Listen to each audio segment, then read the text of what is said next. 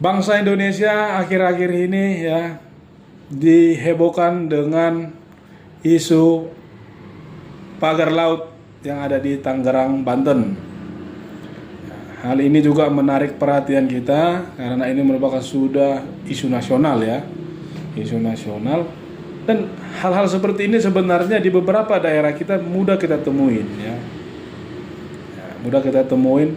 Lihat aja di daerah saudara-saudara pasti ada lahan pemerintah yang dikelola sama seseorang. Ya, kita tidak tahu apakah dia memiliki sertifikat hak guna bangunannya. Bahkan ada beberapa daerah kita temukan yang itu memang tanah dan bangunan milik pemerintah tapi dikelola sama salah seorang.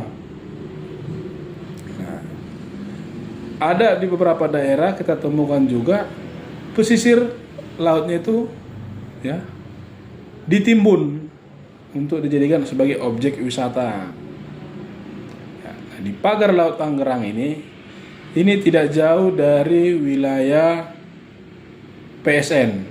Ataupun kalau kita dengar di tahun 2016 dulu itu masa-masanya Ahok ya jadi gubernur, yang sering digambarkan dengan istilah pulau proklamasi, reklamasi ya, pulau reklamasi, yaitulah PIK 1, PIK 2 itu merupakan hasil dari pulau reklamasi ya, dengan moto Indonesia Baru ya. Dan jadi pertanyaan kita di sini adalah mengapa di atas laut ya bisa terbit sertifikat tanah ya, sertifikat tanah hak milik dan hak guna bangunan ya. Itu ada dua perusahaan yang memiliki sertifikat tersebut, ada 9 bidang yang dimiliki perorangan ya. Kita cari tahu dua perusahaan tersebut merupakan anak perusahaan dari Agung Sedayo Group ya.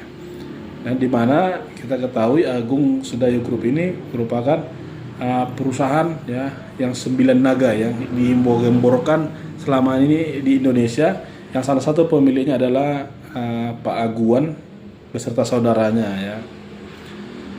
Kita sebagai bangsa Indonesia, anak muda yang cinta tanah air ya, kita sudah beberapa kali ya, saya sudah ada mungkin 3-5 kali olahraga sore di daerah PIK tersebut ya. Saya setuju aja daerah-daerah yang layak dibangun ya, lebih strategis, lebih modern, kita setuju. Bahkan di sana teman-teman, harga tanah itu kalau dibandingkan sama daerah lain itu bagaikan tanah dan langit ya. Nanti kita akan berkunjung ke PIK 1, ke PIK 2, dan ke daerah pantai pagar laut Tangerang tersebut. Kita akan bagikan kepada teman-teman bagaimana kondisi di sana agar teman-teman mengetahui langsung.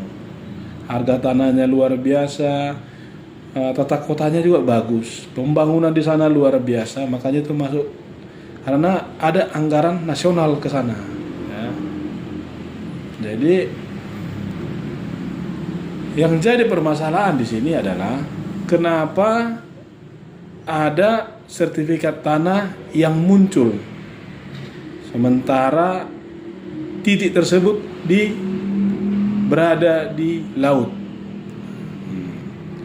Apa tujuannya ya, sampai membentangkan menanam bambu sepanjang 30 km itu sampai 5 kecamatan. 30 km itu bisa sampai 5 kecamatan, dan kita lihat ada 5 kecamatan yang terkena. Nah, dan tidak mungkin minimal RT-nya, kepala dusun minimal pasti tahu akan tersebut. Nanti kita akan cari tahu ya siapa di balik dalam penanaman bambu di pagar laut Tangerang tersebut. Untuk saat ini ya dugaan masyarakat dan dugaan saya juga pastinya ada hubungan dengan Aguan Bersaudara, ya. Karena ya dua perusahaan tersebut adalah anak perusahaan dari Agung Sedayo Group, di mana Agung Sedayo Group itu anak perusahaannya adalah PIK, ya. PIK itu pengelolanya Agung Sedayo Group. Jadi teman-teman ikuti nanti perjalanan kita, ya, video-video kita selama berada di PIK 1 dan PIK 2, supaya teman-teman yang belum sempat berkunjung sana bisa melihat langsung. Memang luar biasa tata kotanya, pembangunan di sana, ya. Pagi, siang, sore, malam kita akan tunjukkan bagaimana keadaan di sana.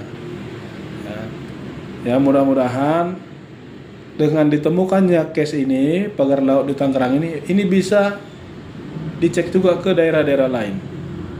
Sebenarnya ini yang baru ketahuan. Sebenarnya banyak hal seperti ini yang terjadi. Namun ini karena ini di Jakarta dan di lokasi tersebut memang harga tanahnya luar biasa per meter. Nanti saya tunjukin kepada teman-teman, ada rumah di sana yang dijual sampai 20 miliar, minimal 7 miliar satu unit rumah. Ya. Nantinya memang jadi perhatian penuh, ya. Sebenarnya banyak kita temukan. Saya sudah berkunjung ke Sumatera Utara, ya.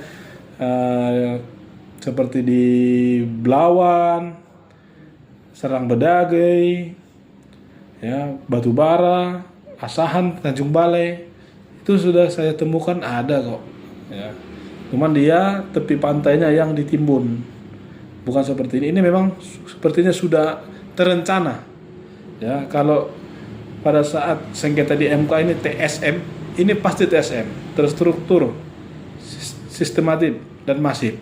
Kenapa? Ini pasti dia punya eksekutor di lapangan. Dia pasti rencanakan mana aja titik bambu yang mau ditanamin. Nah, itu yang harus diperdalam sama pemerintah, serta siapa yang menerbitkan sertifikat tanah di atas laut. Itu yang harus kita dalam. Kalau bisa seperti itu nanti bakal merambah ke daerah lain. Itu kita berlomba-lomba aja buatkan sertifikat kepemilikan di atas laut-laut yang masih kosong itu. Dan hal tersebut pun teman-teman yang saya sudah baru ini berkunjung ke Danau Toba itu pun kemungkinan akan makin mengecil, ya, karena di sana pun kita lihat sudah pesisirnya itu sudah ditimbunin 10 meter ke dalam. Bisa jadi nanti sangat cepat, ya, luas Danau Toba itu akan makin mengecil. Jadi ini yang perlu dilaksanakan. Cuman ini memang kalau di laut ini kita memang setuju aja dilakukan penimbunan, tapi harus sesuai dengan prosedur dan sesuai dengan perencanaan pemerintah, bukan untuk kepentingan salah satu perusahaan ataupun perorangan. Salam dari saya, Guntur Tondang, founder dari sebuah channel anak muda yang berharap Indonesia maju di 2045.